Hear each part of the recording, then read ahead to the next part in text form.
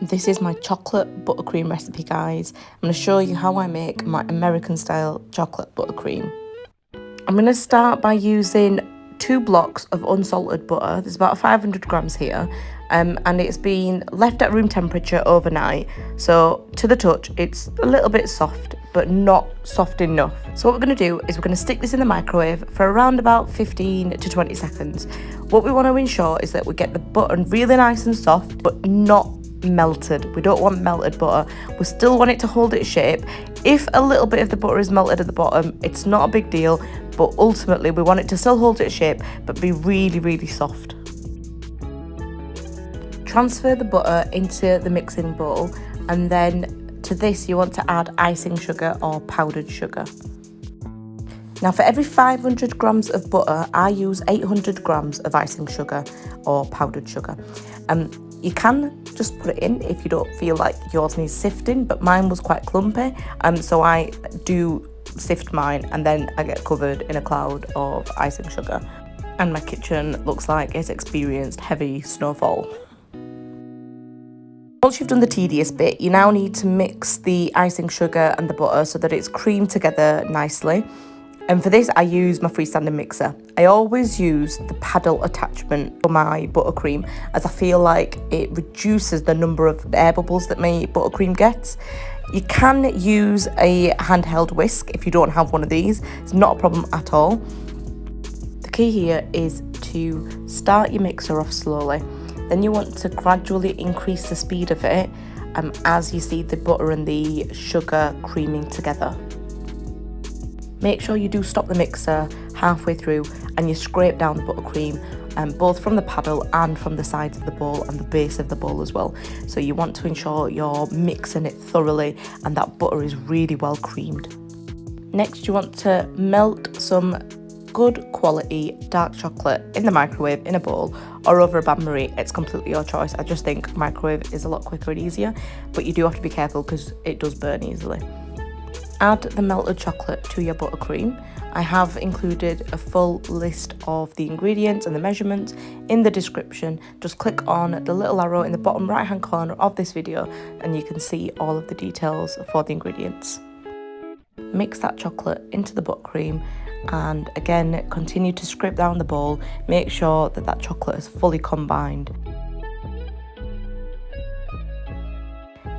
As your buttercream cools, it's not going to be as soft as it was at the beginning when you warmed it up, and the same when you added the warm chocolate to it. So at this stage, it's optional, but what I sometimes tend to do is add around about 50 millilitres of boiling water. What this does, it just sort of heats through the butter, makes it soft and makes it easier to just mix. And then you can just put it into your piping bag immediately and use it. So it's completely your choice. You don't have to add this, but I find it makes the buttercream softer. And if I do get my buttercream go a bit too hard at room temperature, I always add a tad bit of boiling water to it. One of the things I always do is I check the expiry date of the ingredients I'm using that go into my buttercream. Chocolate tends to have the longest shelf life, followed by sugar, then followed by butter. Now, butter typically has around about a 3-month shelf life. That's how long your buttercream will last in the fridge. As long as it's airtight, it's not contaminated with other things, it'll last up to 3 months. And you can always take it out the fridge, leave it at room temperature, or just slightly heat it in the microwave to soften it and use it on a cake. So this is a really good tip so that you can pre-make big batches of buttercream should you have the requirement. And that's pretty much it, guys. That's how you make chocolate buttercream. If you want to stick around and watch me decorate and fill a cake with chocolate buttercream that I've just made, then you're more than welcome to do so. The recipe I've just shared with you makes 1.3 kilos of buttercream, and so there's quite a lot of it. I'm actually decorating and filling a 10-inch 2-layer chocolate cake. For this, I didn't really measure how much buttercream I used, but I like to have quite a significant layer in the middle and then a nice layer on top. But around the edges, I like to sort of have a thin layer of buttercream. I think I had roughly about 600 grams left over.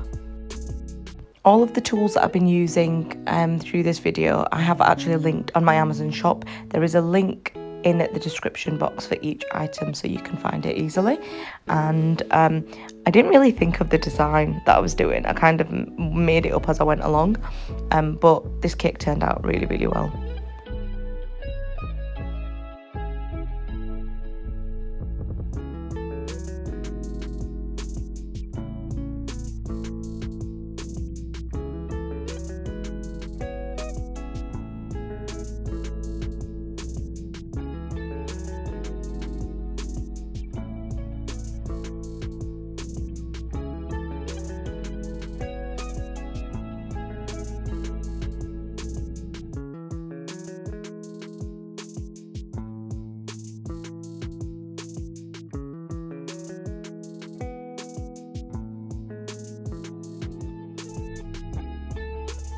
And that's it, guys. Thank you so much for watching. Don't forget to subscribe, like and share, and I'll see you next time.